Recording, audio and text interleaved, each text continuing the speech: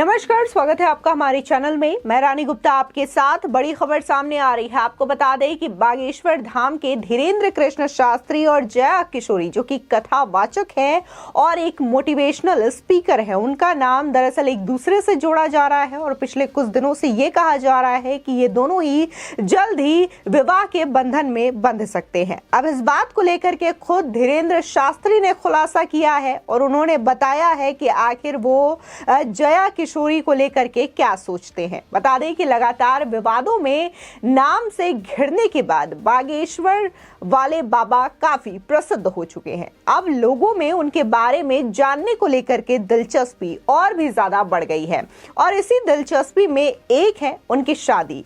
आज ज्यादातर लोगों का सवाल है कि क्या धीरेन्द्र शास्त्री शादी करेंगे? अगर करेंगे तो किससे करेंगे? बता दें कि एक इंटरव्यू के दौरान पत्रकार ने उनसे पूछा कि क्या वो शादी करेंगे। इसका जवाब देते हुए धीरेन्द्र शास्त्री ने कहा, हाँ बिल्कुल करेंगे, हमें गुरुजी की अनुमति मिली हुई है। इस दौरान उन्होंने एक कारण भी बताया कि वो शादी क्यों करेंगे। बता दें कि पत्रकार ने फिर सवाल पूछा कि क्या उनकी शादी जया किशोरी से होगी। इसका जवाब देते हुए धीरेन्द्र शास्त्री ने कहा कि किसी के साथ अभी नाम ना जोड़ा जाए। बता दें कि शादी को लेकर के सवाल पूछे जाने पर धीरेन्द्र कृष्ण शास्त्री ने शादी करने का कारण भी बताया।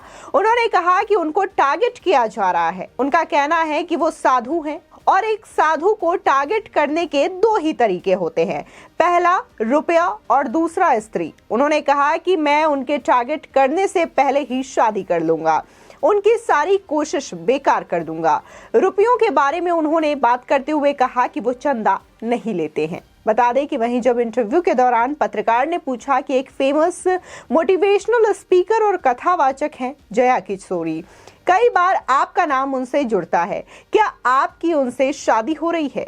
इस बात का जवाब देते हुए धीरेन्द्र शास्त्री ने कहा कि किसी के साथ नाम ना जोड़ो, हमारे गुरुजी और माता पिता निर्णय करेंगे कि शादी कहाँ करनी है और किससे करनी है। बता दें कि इस दौरान जया किशोरी को उन्होंने बहन जैसा बताया। जया किशोरी से शादी की खबरों के बीच बाबा ने अपने रिश्तों को लेकर के साफ कहा कि जया किशोरी से उनकी कभी मुलाकात नहीं हुई है और वो उन्हें बहन की दृष्टि से देखते हैं।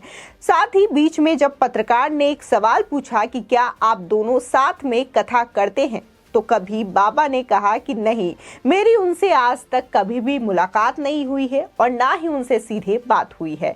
बता दें कि वहीं कट्टरता फैलाने के आरोपों पर पंडित धीरेन्द्र कृष्ण शास्त्री ने कहा कि हम मानते हैं कि पूरी दुनिया में सबसे प्राचीन धर्म सनातन है, इसलिए सब सनातनी हैं को हम धर्म नहीं बल्कि पंथ मानते हैं।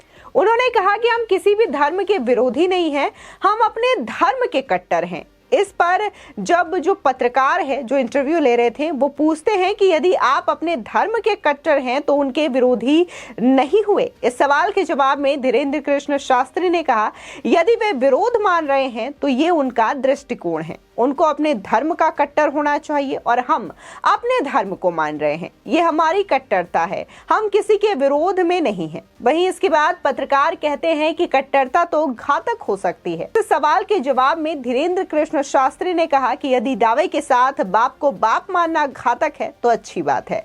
उन्होंने आगे ये भी कहा कि यदि कट्टरता के साथ बाप को बाप कहना घातक हो तो फिर इस दुनिया का प्रत्येक व्यक्ति घातक है जो अपने बाप को बाप कहता हो।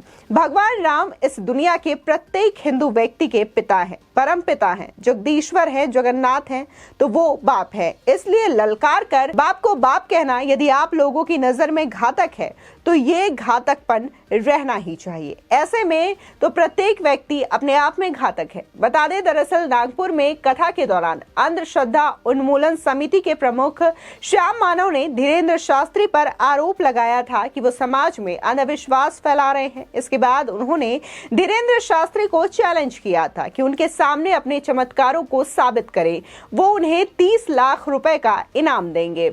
इसके बाद धीरेन्द्र कृष्ण शास्त्री पर नागपुर से कथा बीच में छोड़ करके भाग जाने का आरोप भी लगाया गया। इन विवादों पर जवाब देते हुए धीरेन्द्र शास्त्री ने कहा था कि कथा 2 दिन पहले ही पूरी हो गई थी, इसलिए मैं वहां से चला आया था।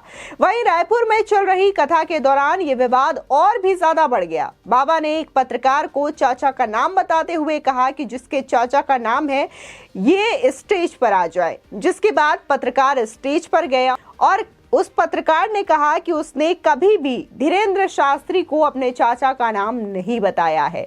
इसके बाद वीडियो सोशल मीडिया पर आ गया और सोशल मीडिया पर लोगों ने पत्रकार के फेसबुक पोस्ट का स्क्रीनशॉट शेयर करने लगे और ये कहने लगे कि ये जो तमाम जानकारियां धीरेंद्र कृष्ण शास्त्री कह रहे हैं वो तो इनके सोशल मीडिया पर उपलब्ध है, ऐसे में ये चमत्कार कहाँ हुआ। और इसी के साथ ही उनका कहना था कि धीरेंद्र कृष्ण शास्त्री ने तो ऐसी भी चीजों के बारे में बताया है जो कि पत्रकार के सोशल मीडिया पेज पे उपलब्ध नहीं है।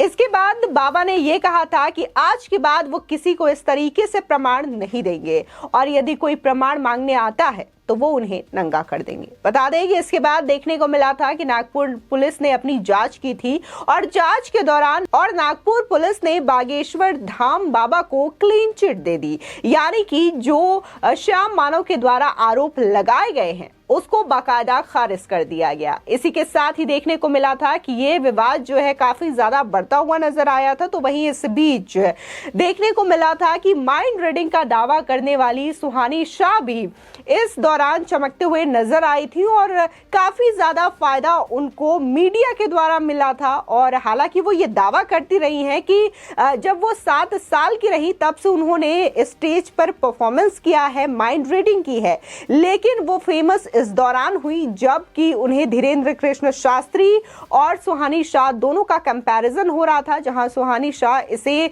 आर्ट बता रही थी, साइंस बता रही थी, कहा जा रहा था कि ये उनकी कलाकारी है, तो वहीं धीरेंद्र कृष्ण शास्त्री ये कह रहे थे कि वो लोगों का दुख भी समझते हैं, दर्द भी समझते हैं, उसका निवारण भी बताते हैं।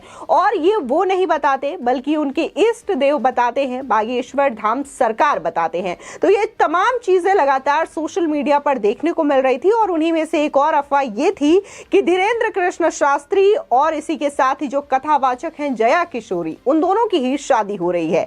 लेकिन ये जो जानकारी थी, ये जो वायरल खबर थी, अफवाह थी, वो पूरी तरीके से गलत है, क्योंकि अब खुद अपने दिए गए इंटरव्यू के दौरान धीरेंद्र कृष्ण शास्त्री ने यह क्लियर कर दिया है कि वो जया किशोरी को एक बहन की दृष्टि से देखते हैं और ऐसा कभी भी उनको लेकर के उन्होंने नहीं सोचा है। और रही बात अगर शादी की, तो वो जरूर शादी करेंगे, क्योंकि लगातार समाज में जो लोग हैं उन्हें टारगेट करने की कोशिश कर रहे हैं और वो चंदा या रुपया किसी से भी नहीं लेते। वहां पर तमाम जो श्रद्धालु आते हैं बागेश्वर धाम में, अगर वो दिव्य दरबार भी लगाते हैं तो वहां पर वो 1 रुपए का चंदा तक नहीं लेते। ये खुद वहां पर धीरेंद्र शास्त्री का कहना है। इसी के साथ ही दूसरा मुद्दा है बदनाम करने का, वो है स्त्री। और अगर वो शादी कर लेते हैं तो कोई भी शख्स उन पर स्त्री को लेकर के किसी भी तरीके का आरोप लगा नहीं सकते। तो ये तमाम बातें उन्होंने अपने इंटरव्यू के दौरान कही है। फिलहाल इस खबर को लेकर के आपकी क्या राय है, हमारे कमेंट सेक्शन में जरूर बताएं। आगे की और भी अपडेट के लिए चैनल को सब्सक्राइब करना ना भूलें।